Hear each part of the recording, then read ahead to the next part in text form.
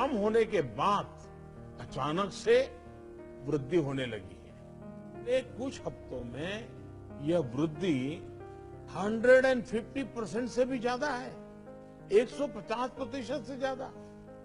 अगर हम इस बढ़ती हुई महामारी को यही नहीं रोकेंगे तो देशव्यापी आउटब्रेक की स्थिति बन सकती है। हमें कोरोना की उस उभरती हुई सेकंड पीक को तुरंत रोकना ही होगा और इसके लिए हमें क्विक और डिसाइसिव कदम उठाने होंगे।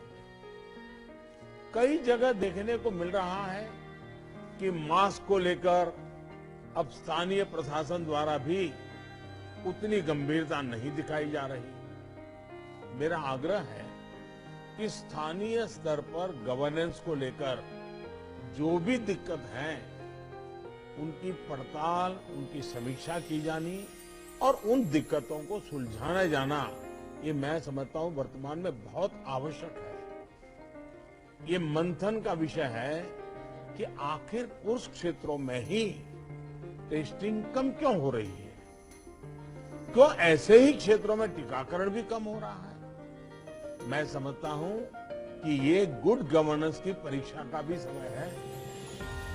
कोरोना की लड़ाई में हम आज जहां तक पहुंचे हैं उसमें और उससे जो आत्मविश्वास आया है, ये आत्मविश्वास, हमारा कॉन्फिडेंस ओवर कॉन्फिडेंस भी नहीं हो जाना चाहिए। हमारी ये सफलता लापरवाही में भी नहीं बदलनी चाहिए। हमें जनता को पैनिक मोड में भी नहीं लाना, एक भय का साम्राज्य फैल जाए ये भी स्थिति नहीं लानी है। और कुछ सावधानियां बरत करके, कुछ इनिशिएटिव लेकर के हमें जनता को परेशानी से मुक्ति भी दिलानी है। अपने प्रयासों में हमें अपने पुराने अनुभवों को शामिल करके रणनीति बनानी होगी। हर राज्य के अपने अपने प्रयोग हैं, अच्छे प्रयोग हैं, अच्छे इनिशिएटिव हैं। कई राज्य दूसरे राज्यों से नए नए प्रयोग सीख भी रहे हैं। लेकिन अब एक साल में हमारी गवर्नमेंट मशीनरी को नीचे तक ऐसी स्थितियों में कैसे काम करना करीब करीब ट्रेनिंग हो चुकी है। अब हमें प्रोएक्टिव होना जरूरी है।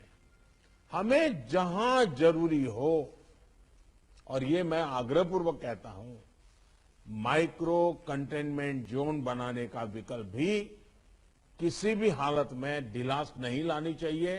इस पर बड़े आग्रह से काम करना चाहिए।